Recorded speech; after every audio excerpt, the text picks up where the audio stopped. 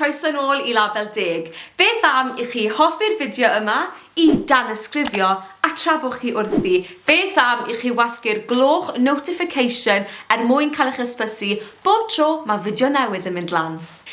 Fi wedi torri ngwallt I yn ddiweddar. Sa'n gwybod os bod chi wedi sylwi.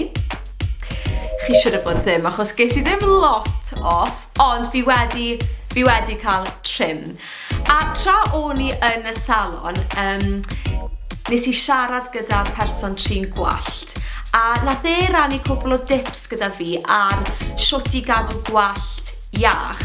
So o'n i'n meddwl, da ni'n rhannu'r tips nath e rannu gyda fi, gyda chi. Ond cyn I fi symud mlaen gyda'r tips, o'n I jyst yn meddwl byddwn ni'n gweud wrtho chi pa fath o wallt sydd gyda fi. So, mae gyda fi wallt naturiol reit drwchus.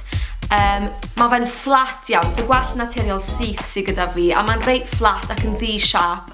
Mae e hefyd yn mynd yn oily, yn really hawdd, so mae'r demtasiwn na I olchi'r gwallt bob dydd ac I steilio fe yn really gryf, ond trwy gadw at y tips yma, fi yn meddwl bod fi wedi gallu cadw safon fy ngwallt I yn eitha da.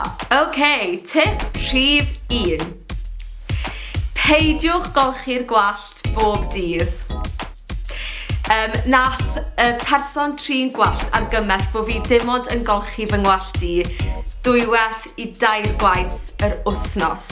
Fi'n gwybod mae hwn yn swnio yn eitha scary a falle bod chi fel fi gyda gwallt really oily, ond newyddion da, mae'r oil naturiol na yn really iachus i'r gwallt, So mae'r oil na yn helpu'r gwallt I dyfu, a beth sy'n digwydd pam chi'n golchi gwallt chi bob dydd yw chi'n stripo'r gwallt o'r oil naturiol na sy'n actually yn helpu gyda tyfiant y gwallt.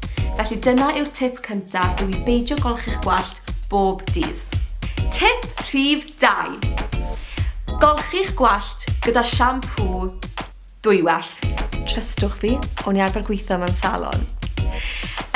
So beth mae hwn yn neud yw, y tro cyntaf chi'n golchi'ch gwallt gyda siampŵ, mae hwnna yn stripo build-up, so falle build-up o hairspray, dry shampoo, unrhyw product chi wedi bod yn defnyddio trwy'r wythnos. Dyna beth mae'r siampŵ cyntaf yn cael gwared. Ond wedyn mae'r ail siampŵ, yr ail dro I chi wneud yn mynd mewn i'r scalp ac i'r hair follicles sy'n achosi'r gwallt wedyn I dyfu ac I lanhau. Mae fe'r un peth pam I chi'n cael gwared o'ch colur. Falle'r tro cyntaf chi'n tynnu'ch colur off gyda wipe neu micellar water, mae'r colur yn dod I ffwrdd, ond os ewch chi nôl yr ail waith gyda cleanser, newch chi sylwi bod mwy o golur yn dod I ffwrdd, ond mae'r un peth yn digwydd gyda'r gwallt. A bod hwn yn swnio fel lot o waith, mae e'n neud gwahaniaeth, achos yn y gorffennol, bob tro fi di siampwyo gwallt unwaith, mae'n ngwallt i'n gallu teimlo'n reit drwm, ond bob tro fi'n neud y dwywaith, mae'n teimlo'n ysgafn, a actually, mae oiliness y gwallt yn lleihau wrth wneud y ddwywaith. Felly mae hwn yn dip really da I unrhyw un sydd yn dioddau gyda gwallt oily a greasy. A pam yn dod I ddefnyddio conditioner, mi fydden ni'n argymell I chi ddefnyddio conditioner bob tro I chi'n golchi'ch gwallt, achos mae e just yn helpu gyda detanglo y gwallt na ac I gadw sglein fach neis. R'un peth ar fyddwch chi'n defnyddio moisturiser ar y gwyneb.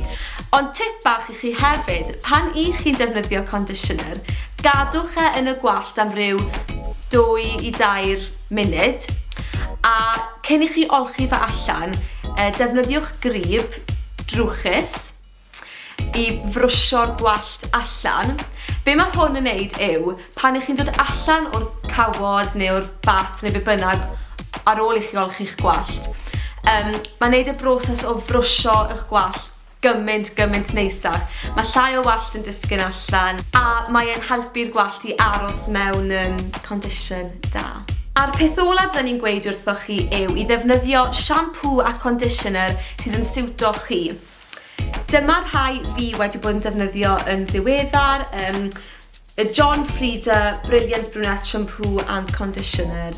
Yn amlwg, fi'n brwnet, a mae hwn di helpu gyda cadw lliw fy ngwallt i yn gyfoethog, a mae'n rhoi shein bach neis i fi ar y diwedd hefyd.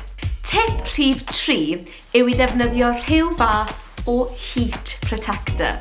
Okay? So mae fe'n ddigon hawdd i fi eistedd fan hyn a gweud wrthoch chi achos y reality yw ni gyd yn neud. I mean, ewch i weld hen fideos fi'n sythu ngwallt i lot. Ond, rheswm i ni'n defnyddio heat protector yw'r un rheswm ni'n defnyddio eli haul. Okay? Mae e fel rhyw fath o layer ychwanegol i gadw'ch gwallt chi rhag y gwres. A gan bod gwallt naturiol reit fflat gyda fi, fi eisiau rhoi bach o definition yn ddo fe. Ond trwy ddefnyddio'r heat protector, mae e jyst yn siŵr bod ni'n cadw'r gwallt yn saff, dwi ddim yn achosi gymaint o split ends, a mae e yn rhoi shein bach neis i'r gwallt.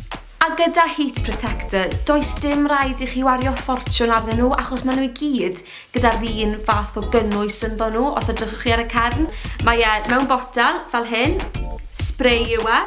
Mae'n cymryd cwbl o eiliadau jyst dros y gwallt i gyd cyn i chi sychu fe neu cyrlo fe neu sythu fe bynnag chi moyn neud.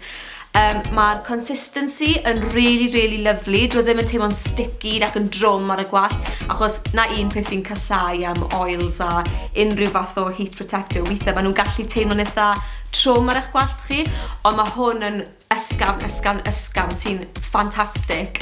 Cwbl o eiliadau, sbrio farno cyn sythu neu cyrlo'r gwallt, a mae gael shein bach lyflu a cadw'ch gwallt chi yn saff ac yn iach. A dyna ni. Felly y pethau i gofio yw i olchi'r gwallt 2 waith i 2 gwaith yr wythnos, i ddefnyddio siampŵ a conditioner sy'n siwto'ch gwallt chi, i gofio defnyddio heat protector, a yn yr adegau yna lle chi ddim yn golchi'ch gwallt, sdim byd yn bod da bach o dry shampoo. Diolch i chi gyd am wylio. Fel wedes i ar ddechrau'r fideo, cofiwch chi hoffi, i danysgrifio ac i wasgu'r notification bell fel bod chi yn cael eich ysbysu. Bob tro mae fideo newydd gan Label Deg yn mynd i fyny. Ond tan fideo nesaf, ta-ra!